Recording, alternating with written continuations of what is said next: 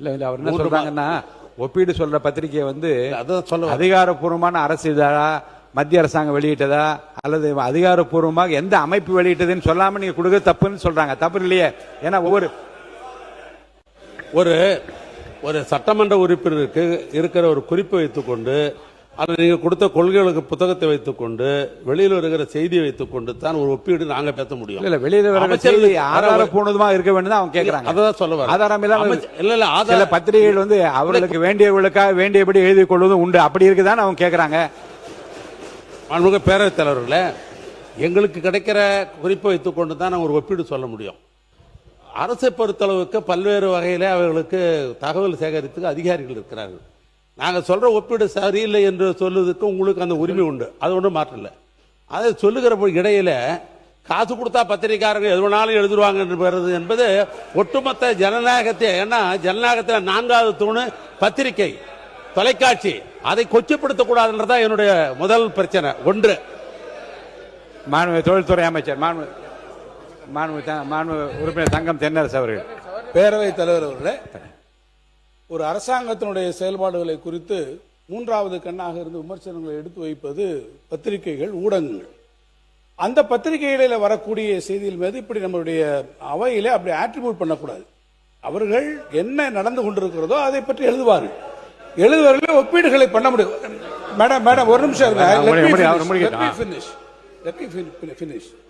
நீங்கள் அப்படி கொடுக்கக்கூடிய பத்திரிகைகளிலே ஆளுங்கட்சிக்கு ஆதரவாக காசு வாங்கி கொண்டு எழுதுகிறார்கள், எதிர்கட்சிகளுக்கு காசு வாங்கி கொண்டு எதிர்கட்சிகளுக்கு ஆதரவாக எழுதுகிறார்கள் என்றதெல்லாம் பொதுவாக பத்திரிகைகளை குறித்து அவ்வாறு அமைச்சர் அவர்கள் இந்த அவையிலே சொல்லக்கூடாது.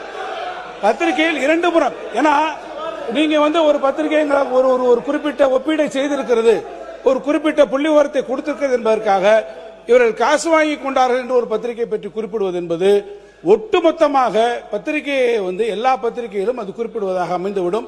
எனவே அது போன்ற ஒரு நிலைப்பாட்டையோ அது போன்ற ஒரு செய்தியோ மாண்புமிகு அமைச்சர் அவர்கள் அவையிலே சொல்வது அழகல்ல என்பதை நான் தெரிவித்தேன். மாண்புமிகு சட்டத்துறை அமைச்சர், நான் அதை பற்றி விளக்க நான் சொல்றேன் அப்புறமா.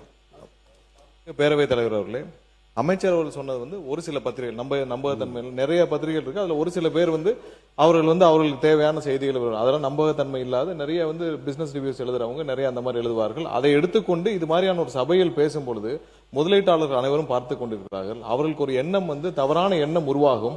அதன் மூலமாக மாநிலத்திற்கு கெட்ட பேர் என்ற ஒரு இதெல்லாம் சொன்னார். ஆதாரப்பூர்வமாக இப்ப தேசிய அளவில் கொடுக்கப்படும் ஒரு கணக்கீடோ அந்த மாதிரி கொடுத்தா பரவாயில்ல.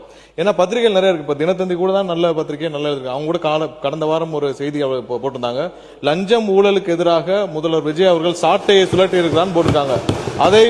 அது போன்ற விஷயங்கள் கண்டிப்பாக நாம் நம்புறோம். ஏன்னா ஆக்கப்பூர்வமாக நம்பகத்தன்மை உள்ள பத்திரிகைகள் நிறைய இருக்கு. அதையெல்லாம் நம்ம கண்டிப்பா எடுத்துக்கிறோம். நம்பகத்தன்மை இல்லாத பத்திரிகைகள் பற்றி தான் அவங்க சொல்றாங்க. அது எந்த பத்திரிகை, அதை பத்தி நம்ம இந்த மாதிரியான ஒரு நேரத்தில் பேச வேண்டாம். உறுப்பினர் எடப்பாடி கே பழனிசாமி.